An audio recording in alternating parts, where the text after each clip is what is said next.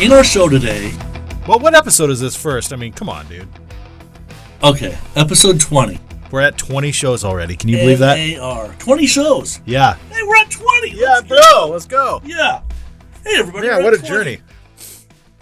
Did I think we'd be here? Yeah. Yeah, of course we did. Of course. Yeah, it's been fun.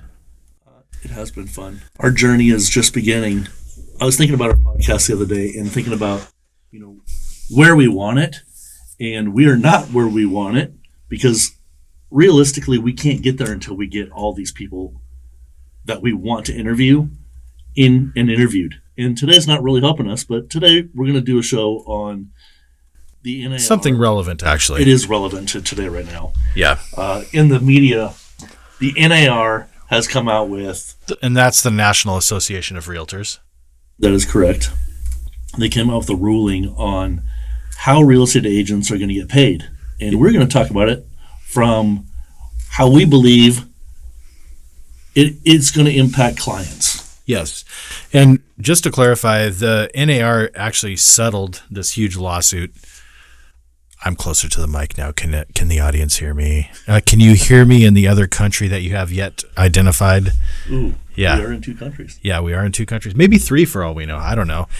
Yeah, so that settlement of that lawsuit, they were going to fight it, but I think they realized that it was a losing battle, so they settled. They cut their losses, but now the media has really kind of, like, in my opinion, blown things out of proportion on this thing. And well, that's what the media always does. They blow things out of proportion, especially we get this in our business all the time as lenders. They talk about rates. And they have no freaking clue on what they're talking about with rates. They don't know how rates are actually derived. No. Yeah, so the media gets all, when rates are low, the media is like, oh, the rates are super low, and then everybody's expecting a certain thing because that's what the media is saying, when the reality is completely different because there's all these factors that go into determine rate, like credit, loan to value, just to name a few. Well, and how rates work. Yep. I mean, one of the biggest deciding factor in how rates move is mortgage-backed securities in the bond market, but what the biggest deciding factor is inflation in the jobs market. It's not whether or not the Fed is moving the rate up and down. Yes, that does inadvertently help or hurt rates, but inflation and other factors are way bigger.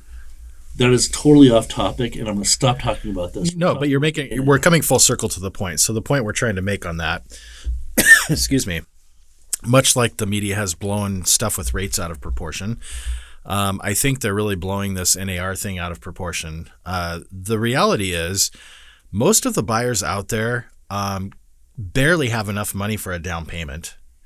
And now the media is saying, well, now you as the buyer have to pay your agent's commission to have them represent you. Or they're basically telling the sellers, hey, you don't have to pay commission to the buyer's agent anymore. But that's all negotiable, right? It's all negotiable, and it is going to put a lot bigger more responsibility to the buyer's agent in negotiation. And the interesting thing is the state of Washington actually implemented all of this in 2019. They saw this coming. They had the foresight to get out ahead of this very thing. So they've already been implementing a lot of this, and they've already been disclosing to the buyers and to their sellers what their options are. So this really, in my opinion, is not going to change significantly how realtors are doing business in our state. Our state has been implementing this already for a while, and it is good to be transparent. It's bringing transparency. I was going to say the same thing. And between the real estate agent and their clients, and transparency is a good thing. What you need to really look for in a real estate agent is somebody who knows what they're doing and somebody who realizes that this is new and this is here to stay, and they need to educate you on that. Yeah, and I think one of the things Ryan and I talked about doing is getting a realtor roundtable together and inviting some of the more seasoned real estate agents into a roundtable session and find a way to record it so we can actually present this in a podcast format. I think it'd be really good to have a Q&A session so we can get the actual people who are in the trenches dealing with this on a daily basis. And we are indirectly dealing with this because now, of course, people who aren't really understanding how all of this works are coming to us, well, we'll just roll it into the loan. It's not that easy, folks. You can't just take... You're not rolling 2.5, 3 points into a loan. No. You already have closing costs that are anywhere usually between 2 and 3 points. Yeah, exactly. Yeah, we're not going to be upping the loan amount and your loan to value. Dear realtors who aren't aware of this, that think that we're just going to go ahead and shoulder the burden of your commission and increase their LTV, that's not going to happen. That is not going to happen. No. Sorry.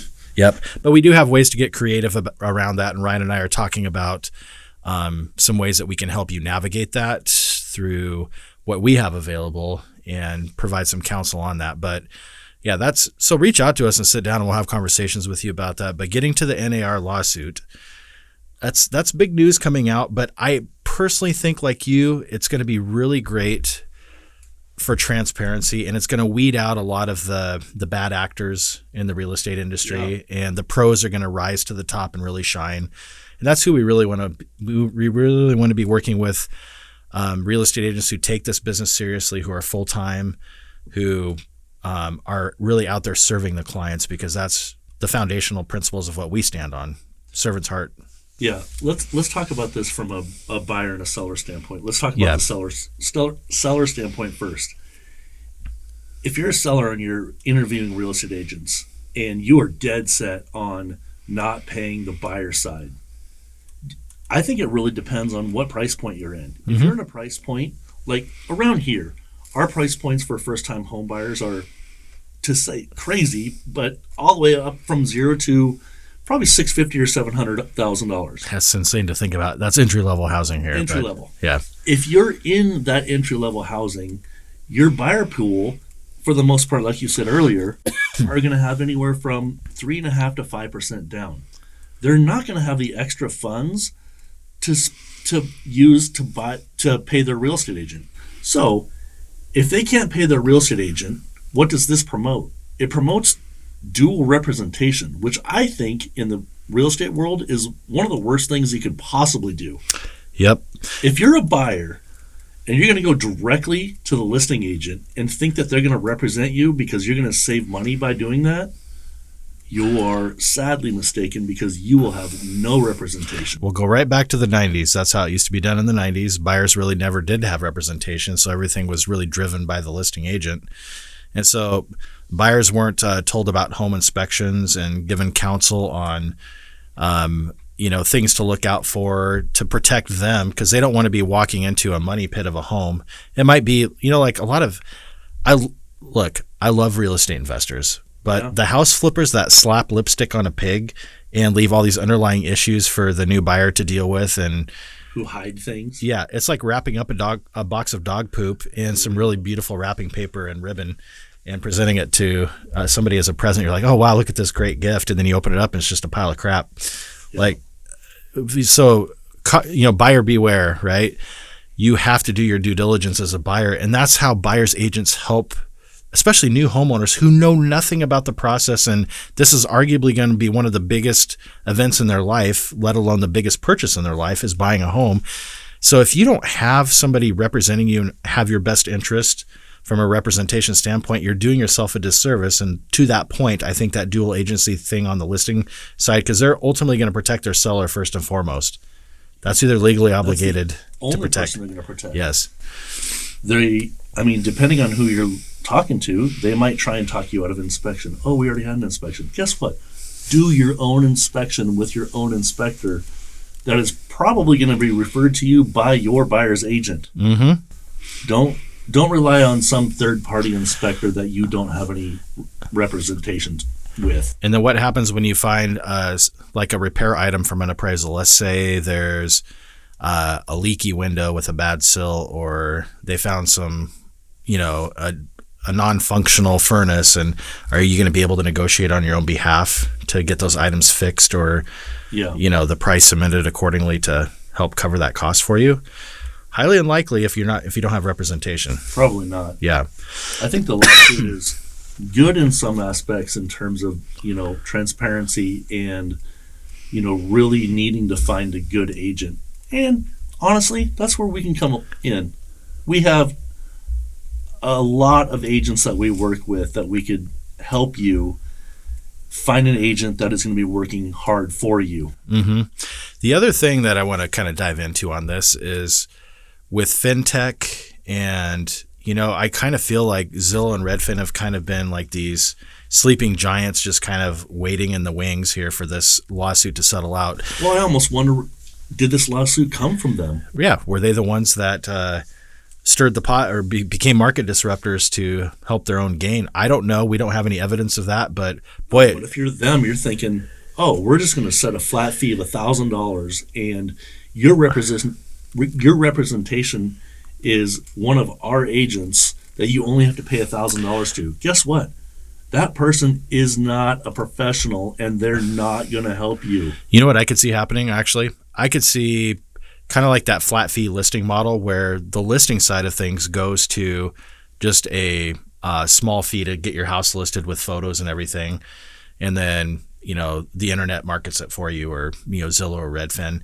And then you're going to have the professional real estate agents representing the buyer. So the commission that gets paid out will actually be on the buy side with a small flat fee on the front end. I could see that happening, but it's still bad representation. It's still bad representation because just in sitting an open house with one of our former guests, with Matt Means, with Remax Northwest out of Gig Harbor, he was literally going through all of the stuff that they have to do on the listing end to help market a property to get it sold, and they actually spend a lot of their own money up front before they're not even guaranteed a sale. So all the time upfront time they invest. They hire professional photographers. They hire stagers. They promote it in magazines. We have a $2.8 million listing we're co-branding on. He's got it in all of these high-end magazines that are syndicated nationally to attract buyers, and that's money out of his own pocket to market this dang thing. Who you work with matters. Yes. Who you listen to matters. Yep. Find a professional and vet them. Yeah. And if you need help finding a professional, hey. We're professionals. What has two thumbs and can refer you a professional? This guy. Guys. Yeah, these guys. Four thumbs, I guess. Four thumbs. Yeah. Yeah, so this has kind of been the hot button topic for the last few weeks, and Ryan and I really felt we needed to chime in on this and kind of give our 2 cents on it. Now, from going from how we're seeing it like a bird's eye view of how we see things going with real estate and everything, I really don't think things in our market are going to change a lot. Do you? No, because it's already been happening. Yeah. We've already implemented things that this lawsuit came out and said. Yeah. We have already had the transparency.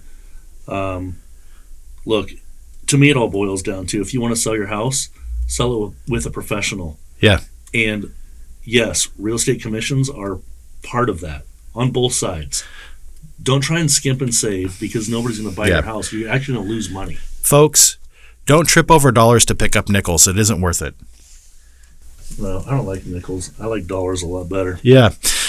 Case in point, I've talked to multiple agents. They show you when you try to sell a house on your own without a listing agent, you're typically not getting potentially the full value of the home that you could be getting.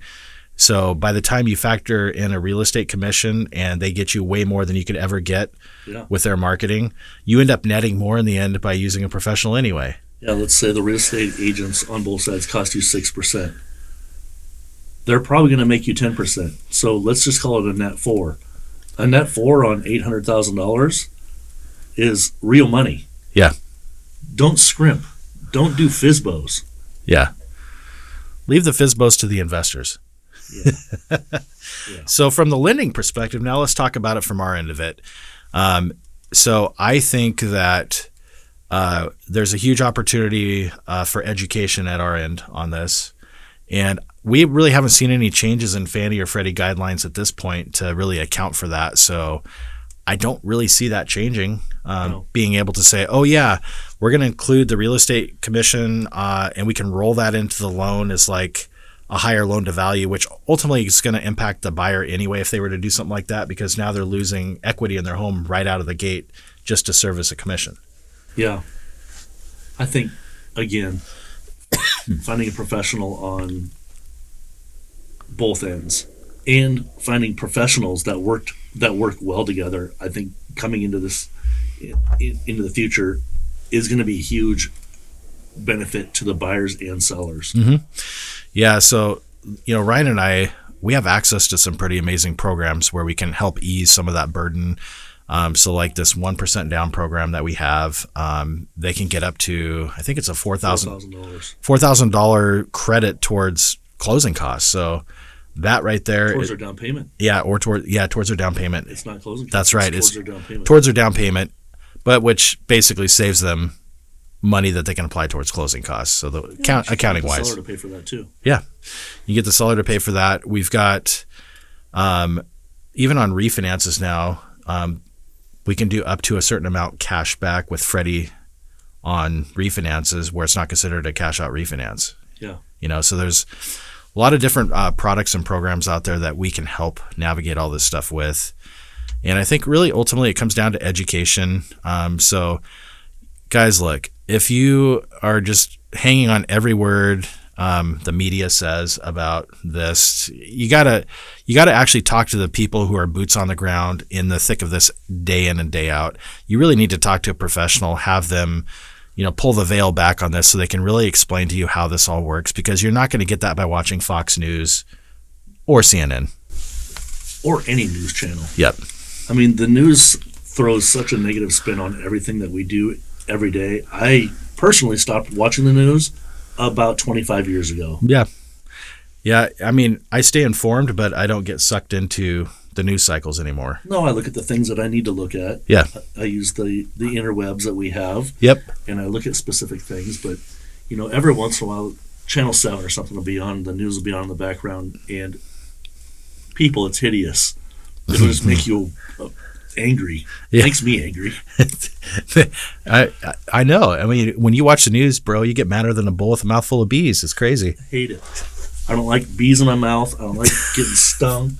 I don't like hearing about all the craziness in the world. Yeah. Life's hard enough. We don't need the added stress, right? Yeah.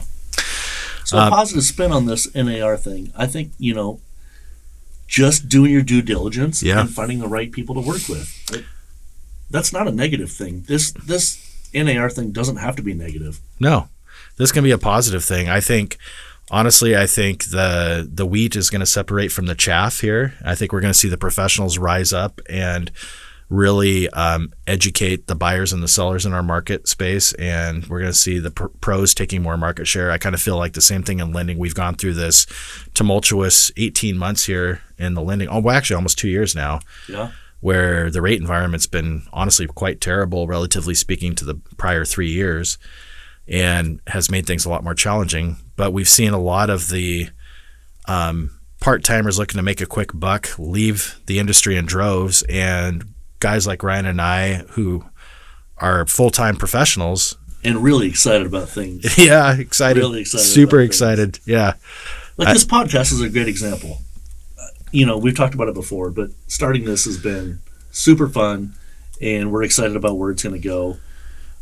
If you've listened to our other podcasts, we thank you very, very much. Yes. The content that we have moving forward, I think, is going to be pretty awesome. And, we're trying to get better every day. Let's share with them, I think we're pretty much wrapped up with the NAR stuff, yeah? Yeah. Okay, good, because I really want to talk about what you're talking about right now, which is our podcast show. And we've always talked about getting 1% better. Let's share with them some of the things that we've identified and the feedback we've gotten to this point that's going to shape how we do things moving forward. One thing I'm super excited about is we're going to be collaborating with our Podcast Simplified crew on building out a new studio. We've been told that it looks like we're broadcasting from the hull of a ship, or, a ship hole. A ship hole. This is our ship hole. Welcome. Thank you for watching and listening.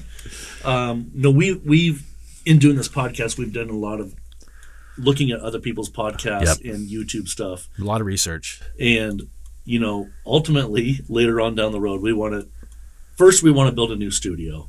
We want to have, it be a lot more warm and inviting. Throw some couches and some chairs in there. More of a relaxed feel. Multiple camera angles, better lighting. Right now, it looks like I just got out of the hull of a ship after 6 months with this lighting. And then really what we want to do after that, Oh gosh, I'm excited about this.